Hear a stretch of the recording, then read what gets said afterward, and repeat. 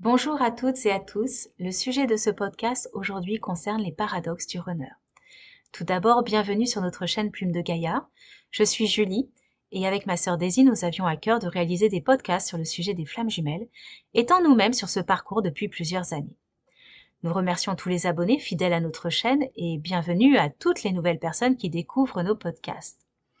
Si nos vidéos vous plaisent, merci de liker, de partager, de vous abonner, afin de faire vivre cette chaîne et de contribuer vous aussi à cette transmission des compréhensions et sagesse du parcours des flammes jumelles.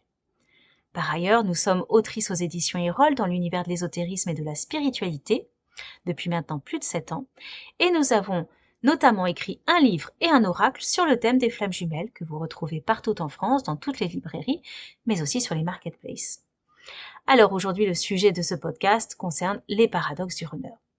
Tout au long de ce parcours FJ, le chaser est confronté aux grands paradoxes du runner et c'est d'ailleurs ces paradoxes qui plongent bien souvent le chaser dans une incompréhension profonde, dans des doutes permanents, le piégeant dans un entre-deux constant et dans une difficulté à pouvoir faire le deuil de cette relation. Le premier paradoxe très visible est le fait que le runner ne souhaite pas être avec son chaser.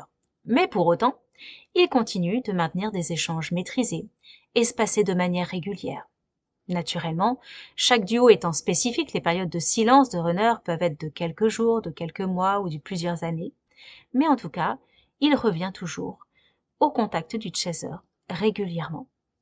Certains runners continuent d'avoir des relations intimes avec leur chaser ou de les appeler régulièrement sans pour autant reconnaître leurs sentiments, ni la relation, ni vouloir s'engager, ni officialiser quoi que ce soit. Ils font comme si tout était normal. Certains runners peuvent exprimer à leur chaser qu'ils préfèrent être libres et sont capables dans les jours suivants d'officialiser une relation avec une tierce. D'autres runners peuvent exprimer à un moment donné du parcours combien leur chaser est important pour eux, et puis ne plus donner de signe de vie pendant plusieurs semaines après cette révélation. Ils peuvent insister pour voir leur chaser, lui proposer de prendre un verre tellement ils ont envie de voir leur chaser, et finalement ne pas venir au rendez-vous, ou annuler à la dernière minute. Certains runners peuvent évoquer l'envie d'envoyer un message à leur chaser, mais ne le font pas par peur que celui-ci leur réponde. Ou d'autres disent vouloir couper ce lien, mais sont finalement très heureux et sont nourris énergétiquement lorsque leur chaser like leur post sur les réseaux sociaux. Lorsque le runner prend conscience de la particularité de ce lien et de l'attachement qu'il a pour son chaser, il n'envisage pas pour autant le fait de le faire entrer dans sa vie, laissant le chaser dans cette position instable et pas claire. De même, le runner a bien souvent peu de temps à accorder à son chaser, mais en revanche, il trouve toujours beaucoup de temps pour donner beaucoup d'attention et de temps à toutes les autres personnes. Il est aussi très loquace avec les autres, très disponible, très ouvert, mais peut-être très réservé et distant avec son chaser. Alors petit aparté, comme vous le savez, pour un grand nombre d'entre vous, nos podcasts ne sont pas là pour accabler un profil plus qu'un autre.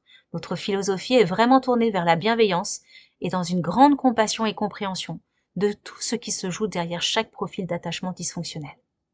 Les chasers, tout comme les runners, ont des comportements spécifiques, inconscients, des mécanismes de protection qui sautent aux yeux de l'autre et qui appuient sur ses blessures.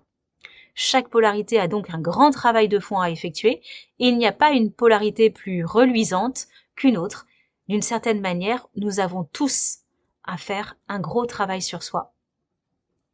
Bien souvent, ces paradoxes du runner sont le fruit de dualités intérieures profondes qui sont présentes en lui.